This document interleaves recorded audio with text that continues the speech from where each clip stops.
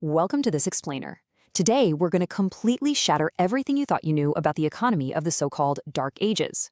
We're diving into some absolutely fascinating research from the book Markets in Early Medieval Europe, and let me tell you, the discoveries inside are radically rewriting our understanding of history. It turns out human enterprise? Yeah, it literally never sleeps. Now, I want you to just think for a second about the centuries right after the collapse of the Roman Empire, roughly 650 to 850 AD.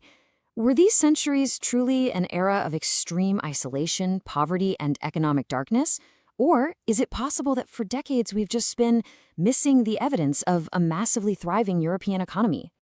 To give you a bit of a hint, consider this magnificent 163.5mm gold bow brooch found at Chitmagus in the Netherlands. It's incredibly intricate, completely covered in precious metals and stones, and it dates right back to this exact period. I mean, wow. This is absolutely not the artifact of some isolated, impoverished society. It's rock-solid evidence of incredible wealth, top-tier regional craftsmanship, and really deep international connections. Part 1. The Dark Age Myth. So, how in the world did we get this period so wrong? Well, let's contrast the old historical orthodoxy with the explosive new evidence we have today. For a really long time, the old view held that whatever rare trade did exist was strictly limited to isolated coastal sites, directly controlled by kings. But the new view, which is totally driven by massive archaeological discoveries, reveals a highly complex, multi-tiered network of thriving markets spread far and wide, way deep into the countryside. Part 2. Emporia, the Coastal Giants. Before we get to those explosive inland discoveries, we really need to understand the old system historians used to be so fixated on. For decades, the study of the early medieval economy was entirely dominated by what we call emporia, or wicks. These were massive international coastal trading stations like Hamwick in England or Dorstad on the continent. Historians basically believed these coastal giants were gateway communities representing a very strict command economy. The theory was that elites created them exclusively to exchange native raw materials for European luxury goods, maintaining a total monopoly. And inland markets? They were thought to be basically non-existent or just completely unimportant. Part 3. The Metal Detecting Revolution. But then, something totally unexpected completely upended this whole coastal-focused view of history, and that was the metal detecting boom of the 1970s to 1990s. As hobbyist metal detecting absolutely exploded in popularity, especially in places like England and Denmark, a massive flood of new archaeological data just started pouring in. Now, sure, this did create some serious tension with traditional archaeologists, because, nobody likes a hobbyist digging up their life's work without proper context. But despite the controversy, the sheer volume of coins and metalwork being found undeniably provided a wealth of new historical data. Data that simply could no longer be ignored.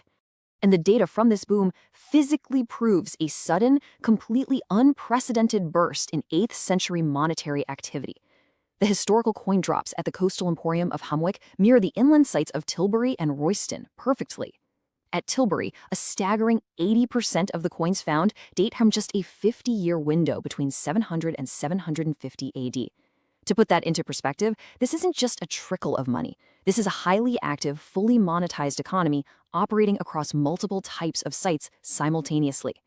Part 4. Rise of Productive Sites. Because of all this incredibly new data, archaeologists actually had to come up with a completely new classification of historical sites. A productive site is essentially a place that produces unusually large quantities of coin and metalwork finds. And finding these sites, it was a real game changer. They finally proved that trade wasn't just happening at those coastal emporia.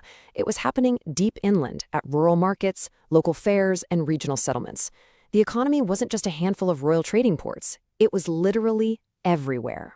So where were all these new sites actually located? Well, geography dictated this trade beautifully.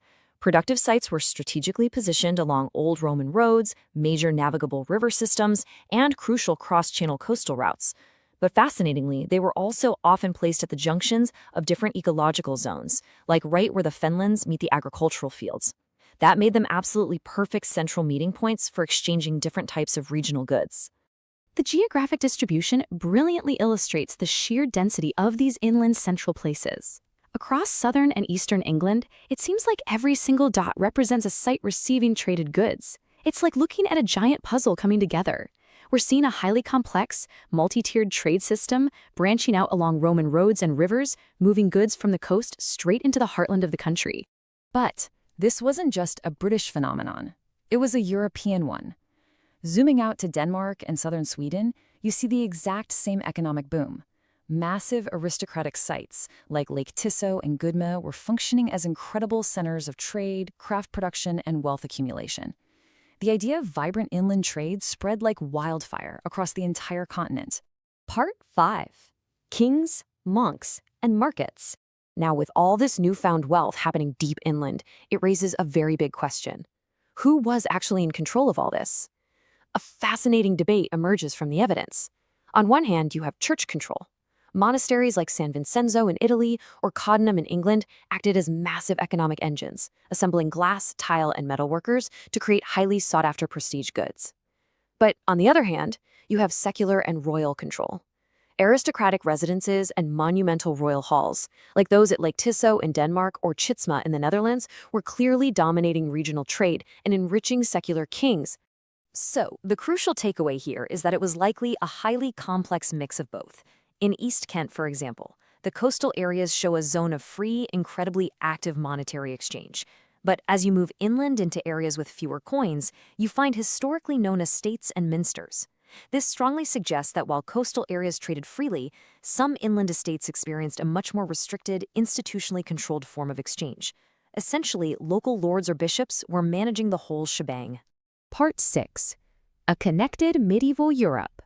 Pulling all of this incredible archaeological and historical evidence together reveals the true, vibrant picture of the early medieval economy. The 7th to 9th centuries were definitely not some dark age of isolation. Actually, scratch that. They were defined by international networks stretching all the way to the Mediterranean. They saw a massive influx of silver coinage powering daily transactions. And rather than just relying on a few coastal ports, there were vibrant, decentralized inland markets everywhere, supported by extremely high-quality regional craft production. It was, without a doubt, a deeply connected and economically thriving era of European history.